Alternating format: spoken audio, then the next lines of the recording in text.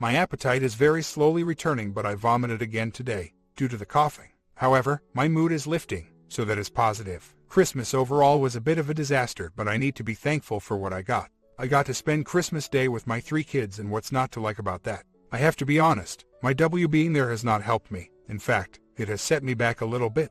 My W is a beautiful woman, something I have always been aware of and, to be honest, a little scared of as well. She turns heads, and a part of me has probably always feared that a handsome younger man would come along and take her away. I think that outcome is highly likely now. I think she is focused on the fantasy side of life, rather than the reality.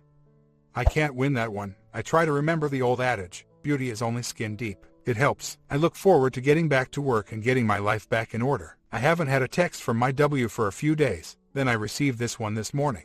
How are you today? I didn't know if I should have wished you a Happy New Year, but I will. Happy New Year. I hope you can be happy. You deserve to be. I hope you are feeling better now. I think you are doing great, and I am sorry for what I have put you through. Not just 2 months ago, but for the last 22 years. Be happy. I text her back wishing her a Happy New Year and said that I hope she finds the happiness she is looking for. Is my wife getting a conscience, or is she just feeling sorry for herself? It took me a couple of weeks to get over the initial shock, which is to be expected. When you do the 180, you must do it for the right reasons. Accept their decision and move on. It's hard, but you have no choice. There is only one person that you can change in these situations, and that is yourself. In my case, I had my 3 kids who needed stability. It was up to me to provide that, and I have done the best that I can. If you stick to the 180 and do what needs to be done, especially where kids are involved, then you will feel better about yourself. Your own self-esteem will get a boost. Mine has. I am in control of my destiny, not my W. I am now in a situation where I feel my kids are comfortable enough with the situation that I am now taking a back seat when it comes to their mom. I only monitor my S to make sure he is okay. The last time I mentioned my W to my D, 18, she said that she didn't want to talk about her mom as she had lost feelings for her. Previously, I would have texted W to get it sorted, but my Ds are making their own decisions now and I shouldn't interfere. To be honest, I am getting to the point where I don't really care. I have decided that my W has gone and there is nothing I can do about it. Do I really want a future with a woman who has treated me and her kids so poorly? The answer to that is moving very close to the no camp. Yes, we all want to save our marriages, but there is a limit and I am reaching it. I am now back at work after the festive holidays and I am focusing on getting back to where I was. Me and the kids. My W's parents have played a huge part in my W's behaviors. I am damned if my W is going to have the same influence on my kids. Thankfully, my D's seem to have a very good grasp of what is going on. They are more aware of my W's past behaviors than I thought. Got a text from W tonight, first since the second, asking me if I am glad to be back at work and if I am feeling okay. I text back saying that I am glad to be back amongst my work colleagues and that I am feeling fine and doing well. W is being very friendly. Guilty conscience perhaps. If it wasn't for the kids, I would cut her out of my life completely. I am caught between a rock and a hard place with the kids, especially my S. He has stated that he does not want to go to W's flat. My W asked me if she could come to the house whilst I was at work to see my S. I wanted to say no but couldn't. Before my W arrived, I texted her to say that I had gathered up the last of her belongings and that they would be in the hall for her to collect. If my W wants to be part of my life, which I don't think is the case, then it will be under conditions set by me. The problem is, I know that there are women out there who would love to have a man like me and would treat me as I should be treated. I think that would be my best option. My S got me up last night for the 3rd night in a row. I texted my W this morning asking her to give him some additional attention over the next few days. A few amicable texts passed back and forward until the one where she blamed me for our S being unsettled. She stated it was because I wasn't a proper dad to my S and that is why he is missing his mom so much. I really tried to bite my tongue but I couldn't, and for the first time I lost my cool and used the F word in a text. My W, who was at my house at the time seeing my S, then proceeded to explain to my D, 18, that her brother was struggling because of dad. My D went mad and ordered my W out of her room. My Ds are asking me what planet their mom is on. Now, I am not saying I was a perfect dad because I wasn't. I got caught up in work a lot of the time and didn't spend as much time with my kids as I should have, but I also had a lot to deal with and my W was at the root of most of it. My W is a very mixed up woman and it seems to be getting worse. I am pleased to say that I am making good progress. My plans for the future do not include my W. I have been speaking with a female work colleague quite a bit recently, and although she is not even available, it has made me realize that I find other women interesting and they find me interesting. It has helped me move on. My S has gone through a difficult patch recently as it started to sink in. Fortunately, my W has at last realized the impact her actions have had and is reacting appropriately. I have been paying particular attention to him and his sisters have great. I haven't heard from my W since Monday, and you know what? I don't want to. Going to the zoo tomorrow with the kids. Mixed feelings about it as I hate animals living in a zoo. Not so bad with a safari-type park but not a cage. What can I say? Today was brilliant. Kids enjoyed their day. I enjoyed my day. Very happy tonight. When we left the zoo, we found the nearest McDonald's. I had 2 Big Mac meals. Now that would normally be bad news, but I've lost a stone in weight over the past couple of months. I am just happy that I have my appetite back. These have texted me tonight, telling me that they really enjoyed today. W texted me, asking how our day at zoo went. I told her it was brilliant. Not heard back from her. Things are moving on nicely. One thing that happened when I was at the zoo is that I took a good picture with my camera. I bought a Canon digital SLR last year and I have struggled to find the time or the motivation to use it. The picture at the zoo, which I was accused of downloading of the internet when I made it my wallpaper on my work PC, has rekindled my desire. I have arranged with a woman at work to photograph her daughter's horses as a practice exercise. I am really excited about this. My love for photography could be the interest that moves me forward. If I could only combine that with my love for Celtic Football Club, I would be in paradise. If you are reading, the pun in that last sentence was deliberate. There is life after separation. Honestly, there is. Here's the secret: let go, just let go. You can't control your spouse, but you can control you. Focus on yourself, and if you have them, then your kids as well. It's not easy to begin with. That's to be expected, but keep at it. You can do it. You are worth it. Well, the day of reckoning has arrived. My W came to the house today to speak to my Ds. She had something to tell them. They interrupted her and said, "Don't tell us, but you have another man." She said yes, and guess what? No, don't bother. You already know what I am going to say. Yup, it is the guy who the rumor was about. She tried to say that she only got together with him after we separated. My daughters gave her both barrels, called her a liar, told her to get out of the house. She eventually left. My daughters are livid, not just because their mom has been having an affair, but because she is lying.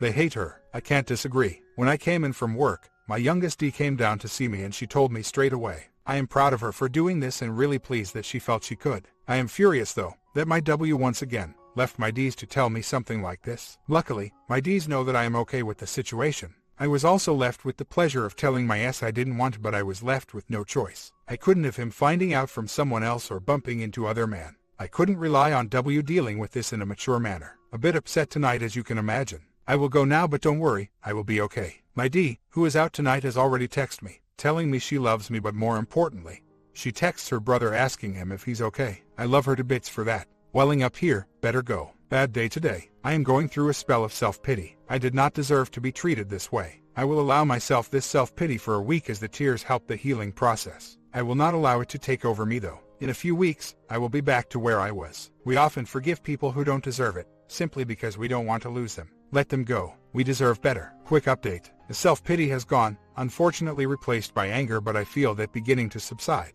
Trying really hard to get rid of the images of her being with another man. Got an appointment with a divorce lawyer. W has agreed to my terms. Hopefully get papers served in the next month. I could not be with a woman at this point, and the thought of bonding disgusts me, but I suppose it's natural and will fade in time. I see it as a lustful, dirty act, but that's just because my W has acted in a dirty manner. I want to go out and get another woman to punish my W, but I won't. It would be unfair on the woman, on my kids, and also me, as it's not what I truly want. I just want to get back to where I was, in control of my life. I have encouraged my S to go out with his mom, as hard as it was to assure him everything was okay, and I wanted him to see mom. They go out tomorrow. These are a different kettle of fish. They have disowned their mom and there's no signs of change. Months later, after going through a few difficult months where everything seemed to conspire against me, I feel I am seeing the light at the end of the tunnel. When you suffer pain and you are subjected to more pain before you have had time to recover, you become even more susceptible. Suddenly things that you would normally take in your stride become big issues.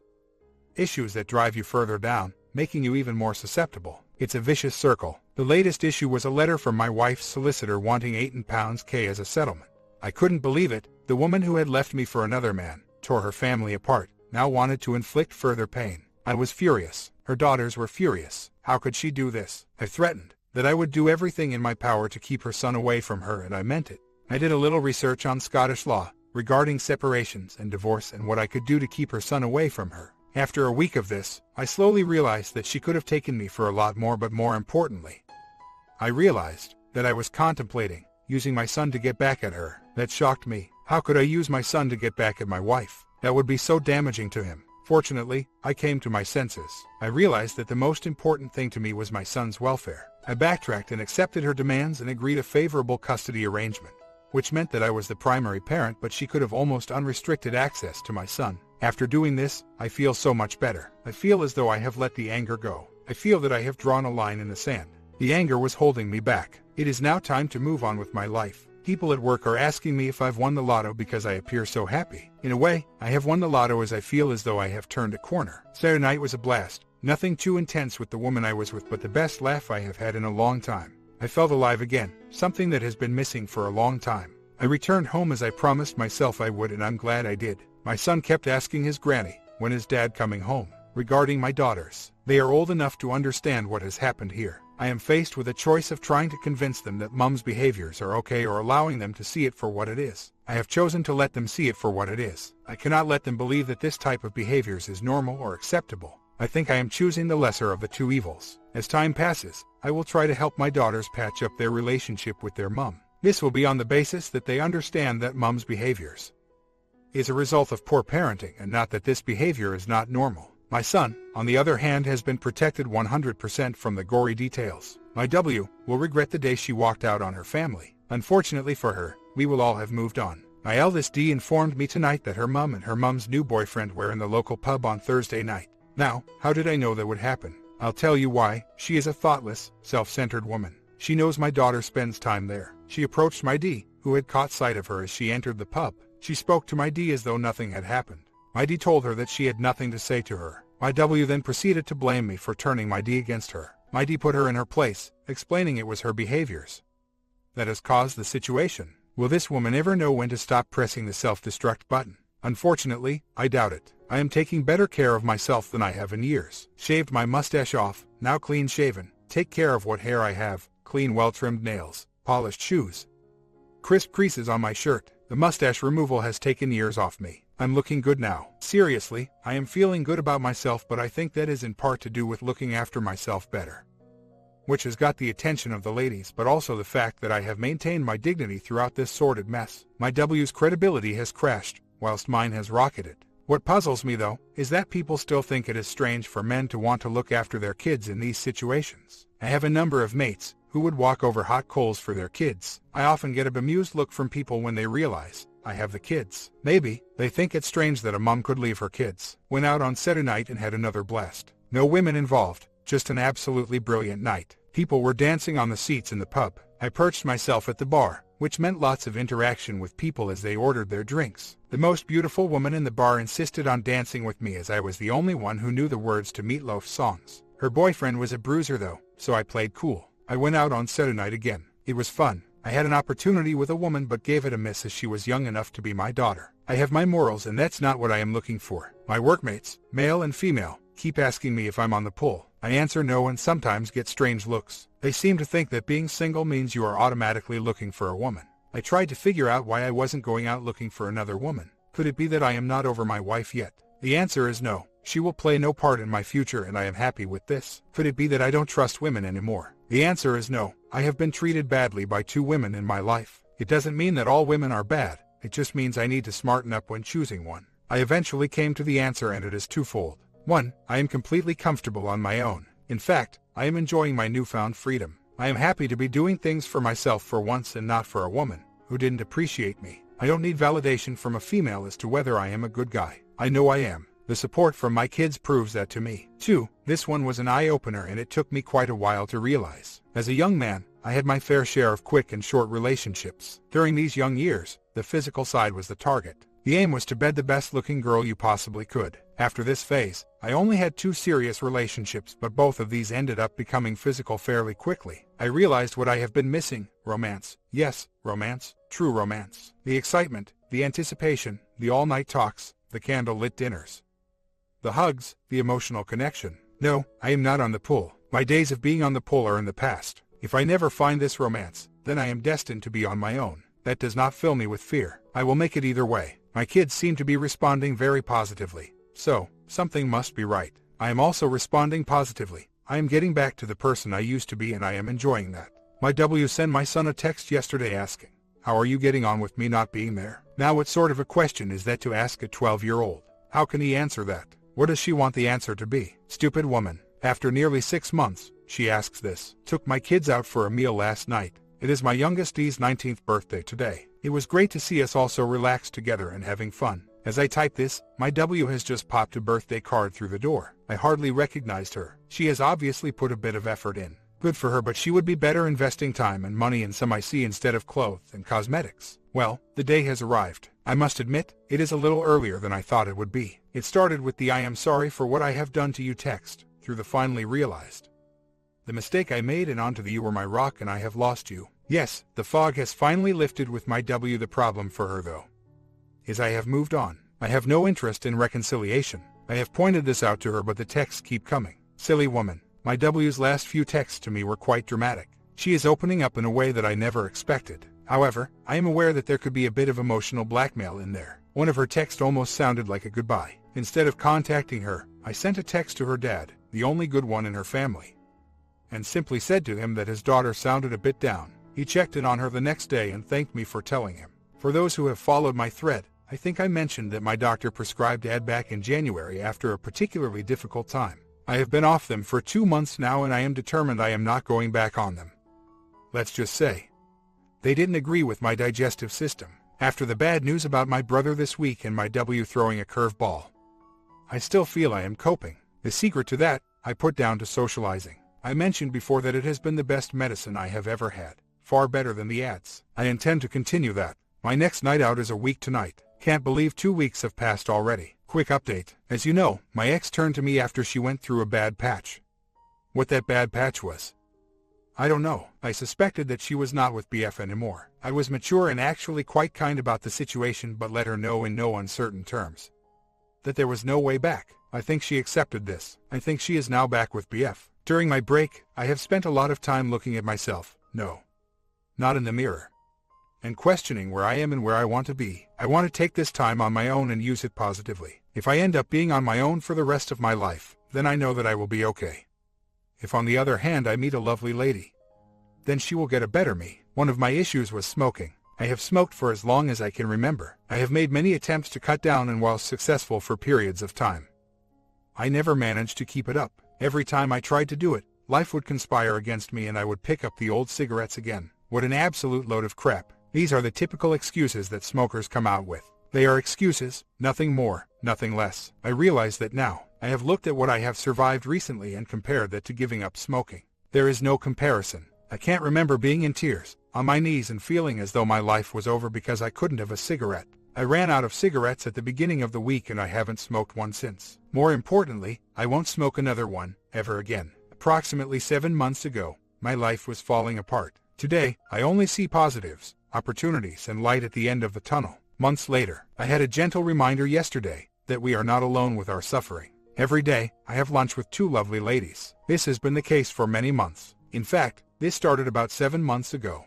when I went through my separation. Both of these ladies have helped me in their own way, whether it be humor or the occasional reality check. Yesterday was a day for a reality check. Both of these ladies have one thing in common. Their mothers are receiving treatment for breast cancer. One of these ladies is also going through a difficult time with her husband, who is, at this time, going through a difficult time himself. From what has been said, it sounds like he has suffered some form of nervous breakdown. Yesterday, this lady came to my office. She started to tell me about her mother. Her mother was in worse shape than she thought. What didn't help, though, was that her husband couldn't support her. When they got home after visiting her mother, she asked him for a cuddle and he point-blank refused. She asked why. He said he just didn't want to. This absolutely stunned her. At a time when she most needed support from her husband, he wasn't there for her. She was furious with him. Although she had promised herself that when she spoke about it, she wouldn't break down, she did. It was horrible to see. I could have cried for her. I went to her and I gave her a very long cuddle. We sat for half an hour, chatting about her situation. 2 things became clear. Her parents had not kept her fully up to date with her mother's situation, and her husband couldn't help because he wasn't strong enough to deal with the situation. I was conscious that I had given her what her husband couldn't: a cuddle. I wasn't wrong in doing that, and I'm sure she would know that. I explained to her that I thought her husband was in a bad place just now and was struggling to help himself. Never mind anyone else. I said, it's not that he doesn't want to help you, it's that he just can't. I gave her my mobile and email and told her to feel free to offload on me anytime things got on top of her. She texted last night saying that her husband was able to talk about it and admitted that he was just struggling with the whole situation. Hopefully they can work on things together and that he will get himself into a position where he will be able to support her. They both have some very difficult days ahead. For those who have followed my story, I don't need to say this, but for those who haven't, I have very strong beliefs regarding marriage. Although this lady is an attractive woman, she is no more than a friend to me who can lean on me when needed. I assure you, it will remain that way. I played golf with some work colleagues today, the first time I have played in 15 years. I gave up all those years ago, due to frustration. I hadn't swung a club since then. You know what? I actually played better today than I did way back then, and I thoroughly enjoyed the day. I think I will be taking up golf again. My social life is getting so busy. My ex came to the house tonight with some photos that my son had asked her for. She came across as being very nervous. Her lip was quivering. Why? I do not know. I think that if my son wasn't there, she may have broken down. I may be wrong. Maybe she just feels awkward standing at the door. I banned her from entering the house back in February, when she announced she was with another man. Other than that, she looks okay. I hope she is happy with other man. I am so comfortable with my situation that it would be easy to become complacent and allow her to build emotional ties. Although I hope it never comes to it, she is definitely in an at-risk group. The last outburst proved that, but I also think there was an element of testing in there, to see what my reaction would be. A surprising thing happened today. The lady at work who thinks I would be ideal for her younger sister brought a picture of said sister to work. She was a surprisingly good-looking woman. I told her that her sister was a very attractive woman. I was being honest, but I wasn't interested in dating. I said I preferred to be on my own but still enjoyed socializing with women. She then said that we should forget about the blind date remarks and just go out for a meal. Getting nervous now. I am now traveling down south on Sunday. Why do I hate being away from my kids? This is not normal. I almost feel panicky that I will be 8 hours away from them. I worked all over the UK when I was young. At the age of 19, I stayed on my own in a caravan, midwinter, in the middle of the forest where I was working. I remember my drinking water freezing solid inside the caravan. 3 months I was there, never gave it a second thought. Another time, my mum contacted the police to track me down as I didn't return home as I was supposed to. They found me. I returned home a year later. That was bad. I made my mum ill with worry. Fast forward 25 to 30 years and I am the complete opposite. Not good. I have little interest in bonding. Very, very scary. I am, however, very interested in interesting women and very much enjoy the company of women, and because of this, I know that I don't have a problem with women in general. I really hope the wanting comes back. As a man, it's almost embarrassing to say this. I think I alluded to the reason in some previous posts. I have had my fill of good times. I can't say the same for romance, love, devotion. This is what I miss, never had. I hope that when I find the above, the physical part will fall into place. I've been preparing for my business travels all day today. Son's clothes washed, ironed and put away. Done the same to my shirts and trousers, but they're hanging from the door. Shoes polished. Food cooked, chicken, pasta, vegetables. Kids are quite fond of my latest dish, pasta twists, with just enough mayo to coat. Add some cooked chicken and splash liberally with lemon and lime juice. Lovely aftertaste. When you are not used to traveling for business purposes, it can be a bit of a chore. You always think you are going to forget something. One good thing though, Google Maps, Street View, found my hotel and the parking spaces and the directions from there to the business I am going to. Looks like a lovely place. Days later, well, that's the business trip over. I must admit, I enjoyed it. It was good to get out and see other places and other people. As you know, I was unsettled and a bit worried about being away from my kids, but I think I needed to experience that. I can't always be there for them, and I, more than them, need to realize that. The problem now is that the meetings were so successful that they will become more regular.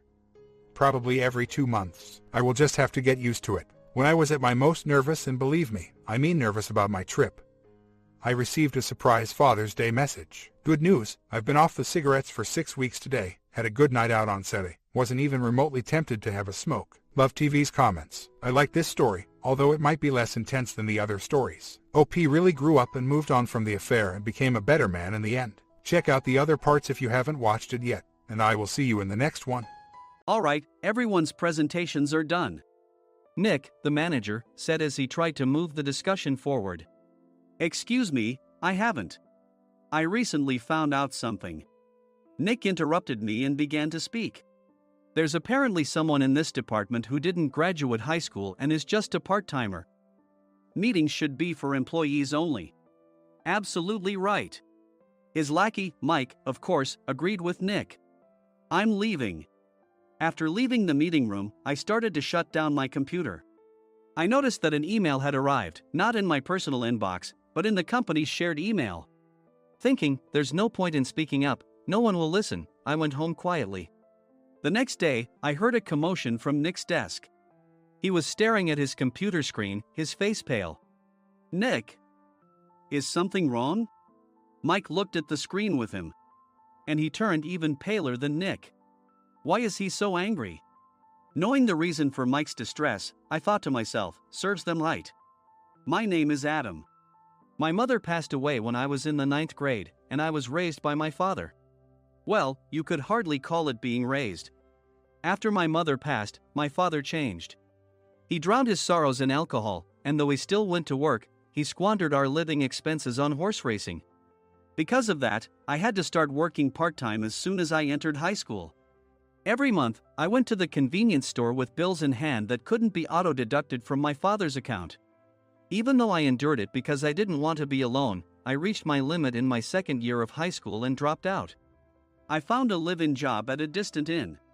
Thank you for everything.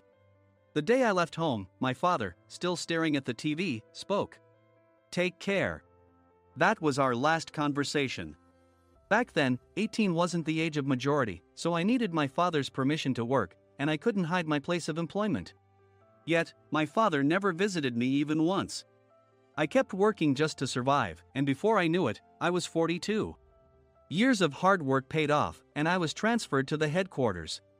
I was thrilled to be recognized by the company, as I thought I'd be working in the field until retirement due to my lack of formal education. Listen up. Our work can change the future of our employees. Don't drag us down. On my first day after the transfer, Nick, dressed in an expensive suit, spoke sternly. There was a reason for this. Our inn was located in a prominent tourist destination, known so well that everyone in the state could sing its commercial jingle. At its peak, we had 5 locations within the state. But that was long ago. Due to financial difficulties and aging facilities, only the place where I had worked for many years and the original establishment remained. I was prepared to lose my job anytime, but now there was a glimmer of hope. With the rise of social media, the tourist area where the inn was located started gaining attention again. Depending on how hard the sales department, where I was transferred, worked, we could either thrive or be forced to give up this prime location to the new hotel chains continuously popping up. For Nick, who had switched careers from another industry to strengthen our sales, this was a battle he couldn't afford to lose. I understood why he had to be strict. I will do my best. Nick sneered at my enthusiastic declaration. Did you not hear what I said? I'm sorry. I thought I was listening carefully. Out of habit from years of customer service, I apologized reflexively, though I had no idea what had offended him. Someone was watching me with a smirk. In this department, there are those who are expected to excel and those who have been shoved here because they have nowhere else to go. You are the latter. It was Mike, the section chief. He's 7 years younger, at 35. But he was called to headquarters much earlier than I was and had been moving around within the headquarters ever since. I'm not jealous, but I can't accept that he's my boss. Graduating from a prestigious university, he has an unusually high pride and caused many problems as a newbie, making things very difficult for me when I was the front desk leader. When I found out Mike was transferred to the sales department a month before me, I was disheartened. Mike is right. With just a middle school diploma, there's not much you can do. Don't even think about achieving results. As if I didn't exist, Nick remarked, I'm thirsty. Mike eagerly ran to the coffee maker. It seems Mike is Nick's lackey. I regretted being happy about my transfer to headquarters, wishing I had stayed on site forever. Send a direct mail to every company on this list by the end of the day. Nick only assigned me tasks that even a new graduate could handle. What? There are over 1,000 companies. You want me to send to all of them by today? Yes, if you and your fellow misfits split the work, even those with nowhere else to go should finish by today. I glanced at the employees typing away expressionlessly. They were worn out from customer service, only thinking about leaving on time, or were women reassigned after having children, with zero motivation for work. Even Sam, a new graduate from the same university as Mike, who was supposed to be among the expected achievers, had no enthusiasm for the job, having joined the company wanting to do customer service. I don't care what they say, I plan to quit any time, he said. Only Nick and Mike were highly motivated, making all the decisions between the two of them. I originally only wanted to work at the inn to survive and had no particular attachment to this job. I swallowed my words, thinking I had no right to reprimand them. About a month after the transfer, Nick told us with a frustrated look. To commemorate the 50th anniversary, we've decided to create a plan exclusive for one group per day. Originally, Mike and I were supposed to come up with it, but our president, Mr. Thompson, insists on hearing everyone's opinions. So, you all get a chance. As Nick explained, Mike began handing out prints. Make sure not to embarrass Nick. If your ideas are half-baked, you'll have to redo them. It seemed that they had printed his handwritten notes by Mr. Thompson, which included several questions and a section for free responses. It made sense why Nick had to seek our input, given that all responses had to be submitted to Mr. Thompson. We were given a week to think about it, and a meeting was scheduled to compile our ideas. My plan is to let guests enjoy both the old and modern America. Nick began the presentations. Guests would watch a master confectioner at a nearby traditional sweet shop make sweets in front of them. The welcome drink would be premium tea in a bottle. Nick's plan was certainly attractive. After his presentation, Nick called on us to present in the order we were seated.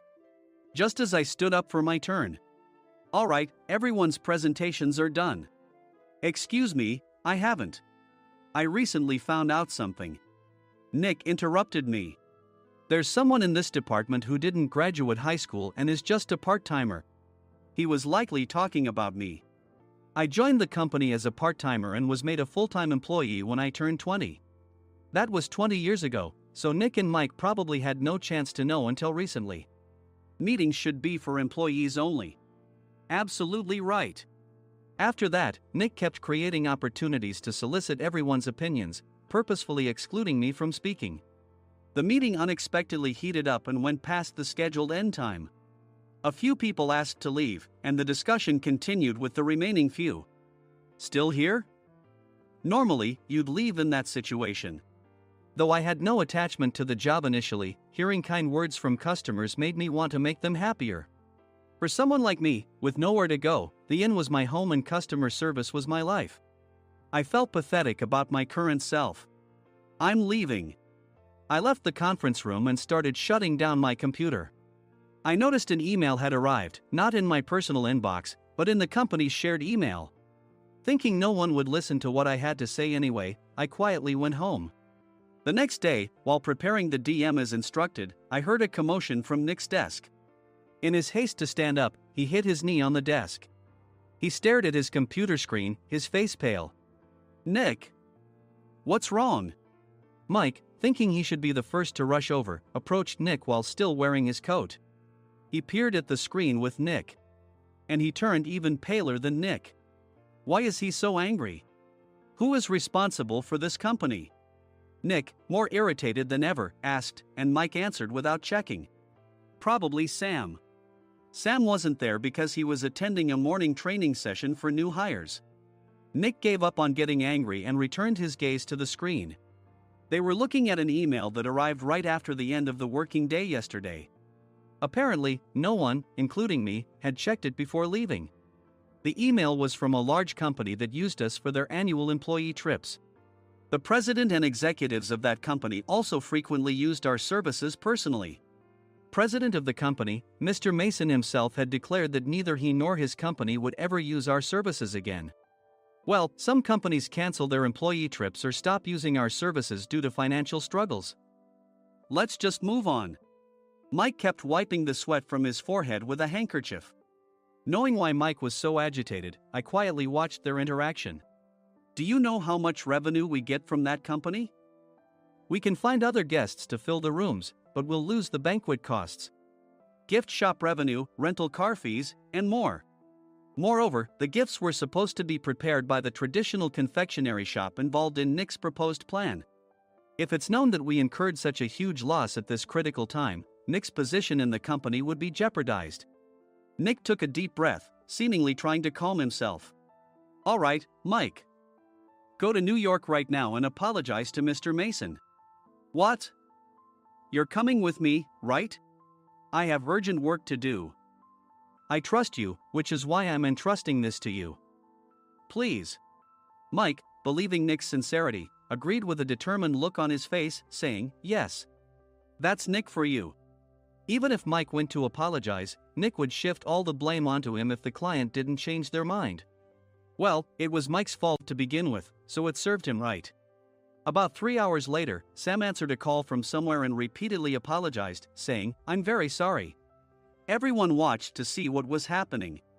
After ending the call, he informed Nick with a weary tone. When Mike arrived at the client's company, he only made things worse, further infuriating Mr. Mason.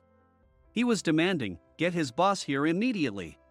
It was no wonder Sam was exhausted, dealing with such a call right after returning from training.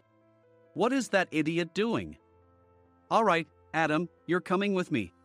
If sacrificing Mike didn't work, then I must be next." Normally, I'd want to refuse at all costs, but I saw an opportunity in this situation. "If I can be of assistance, I'd be happy to join you." I obediently followed Nick, and we flew to New York. When we introduced ourselves at the reception, it became clear how serious the situation was, as the receptionist personally escorted us to the president's office. Angry voices leaked through the door, making both Nick and me uneasy. "Excuse me. I'm Nick, the supervisor. I understand my subordinate has caused you trouble, and I deeply apologize."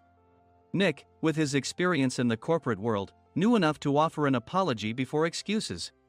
However, his customer service skills left much to be desired. I sighed as I saw Mike trembling like a small dog in the corner of the room.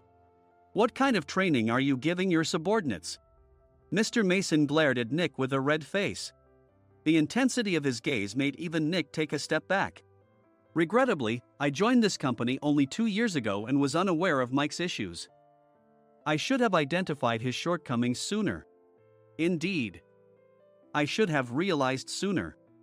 No sensible person would come to apologize and then give a lengthy presentation on the drawbacks of not using their in. Nick froze, his mouth slightly open. Suspecting the worst, I picked up the documents that had fallen to the floor. It seemed Mike hastily prepared these documents on the plane, listing the disadvantages. Disadvantage 1: if you change the venue for the company trip, employees might suspect it's for cost-cutting reasons, leading to a negative impression. Reading it aloud half-jokingly, Nick snatched the papers from my hand and checked the contents with a furious expression. Among the stack of documents was a receipt from a nearby convenience store's copy machine. I felt a pang of dread, hoping he hadn't shown the receipt as well. What do you think he said when I asked what kind of nerve he had to do this? I'm very sorry." Faced with the dire situation, Nick must have thought there was nothing left to do but apologize. In a voice smaller than I'd ever heard from him, he uttered words of apology. He said, "I'm a Harvard graduate. I don't believe I said anything wrong." "Mike, what have you done?" Forgetting his plan to pin the blame on Mike, Nick yelled loudly, even in front of Mr. Mason. "I didn't do anything wrong." "You're still saying that? Look at him." Mike pointed at me with a shaking hand. "I was assigned to headquarters in my 20s and now I'm a section chief. This guy only made it to headquarters at 42. Everything I've done proves I was right. So why are we losing the contract?" Having said his piece, Mike collapsed to the floor. "Of course. You were sent there because you had nowhere else to go." Mike never expected to hear such words from someone he looked down upon. He lunged at me, and Nick hurriedly stepped in to stop him. "Mr. Thompson told me Mike is a quick thinker, and to take good care of him." There's no way he was pushed aside. "Don't make things worse here." "He didn't say quick thinker, he said only quick-witted, didn't he?" I don't remember that part." I recalled the many troubles Mike caused when he was a newbie. When Mike was on the front line, his pride was so high that he never apologized to customers. Customer service, especially in our job, doesn't work alone. It brings both good and bad situations. If the front staff or housekeepers made mistakes, or the cleaning company didn't properly clean a room, one had to apologize to the customers regardless of personal fault. Mike, in such situations, would never apologize, insisting he wasn't at fault. This often angered customers, and as the front desk leader, I frequently had to apologize on his behalf. He caused complaints and disrupted operations, which is why he was quickly moved to headquarters. In departments where he didn't interact directly with customers, his quick thinking was beneficial and things went well. But it seemed his flaws were starting to show. Corporate reservations are supposed to be entered into the system by the sales representative. But a quick check yesterday revealed that more than 10 items were missing from the client's reservation. The handover document clearly stated what needed to be prepared. Why didn't you enter it into the system? Why do we have to give them special treatment? Filling rooms near the banquet hall, setting up all the food in advance. Specifying the brand of wine, they're too demanding. No wonder he always angered customers, I thought, feeling a headache coming on. Grouping them in rooms near the banquet hall is for our benefit too. It makes it easier for the staff to set up beds and serve breakfast since everyone's schedule is synchronized. As for the other requests, Mr. Mason suggested them to lighten our load. I didn't know that. Nick finally seemed to realize that Mike was the one who had angered the client. What did you say to them? I just told them we wouldn't give them special treatment anymore. We shouldn't waste effort on things that don't bring in money. I was utterly exasperated at his lack of understanding of customer service. Of course, we shouldn't comply with unreasonable demands. But carrying over successful practices from past stays makes customers feel remembered and enhances their experience.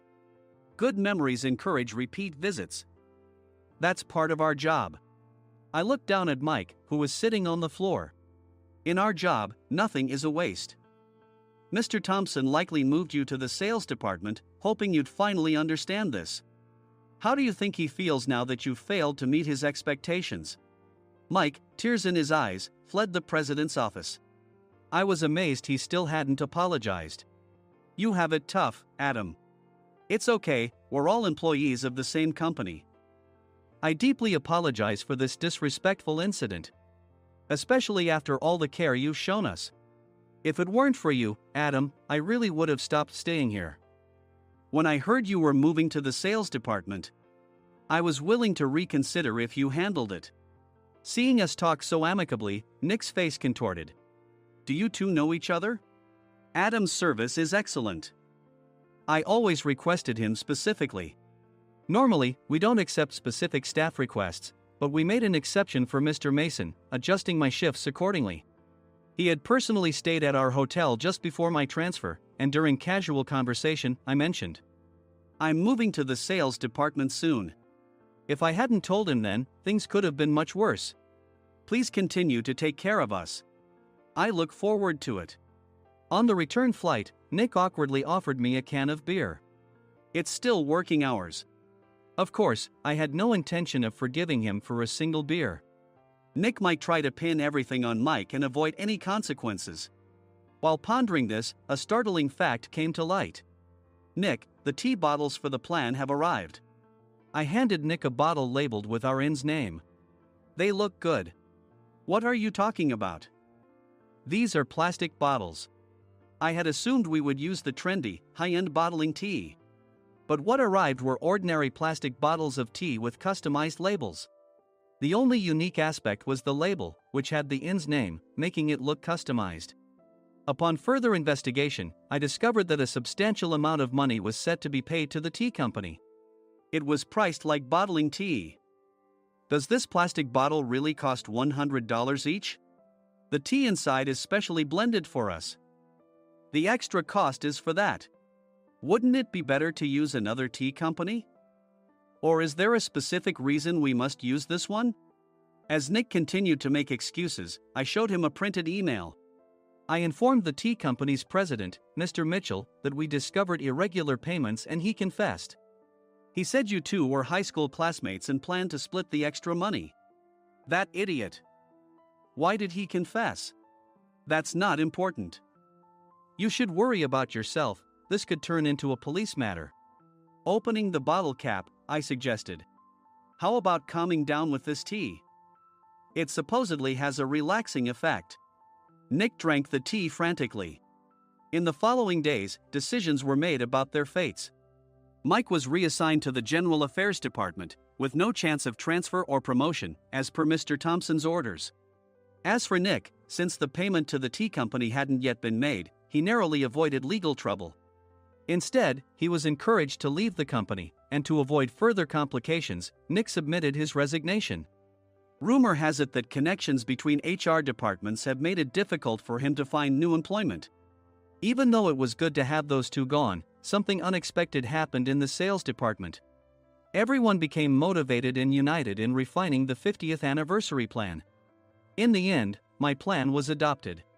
We collaborated with the Tourist Information Center to provide personalized guides. The plan, tailored to the number of guests, was truly special for the 50th anniversary. Hey, is Adam's family coming to stay? I immediately booked that special plan for my family. Sam noticed it on the reservation list and quickly picked up on it. Yes, I'm inviting my father. That's great. I might invite my parents too. I lacked the courage to face my father just as Adam. But here, with the confidence Mr. Mason praised, I felt ready. The 50th anniversary plan was a perfect opportunity to reconnect with my father. I hoped to bring back the days when we could laugh together as we once did.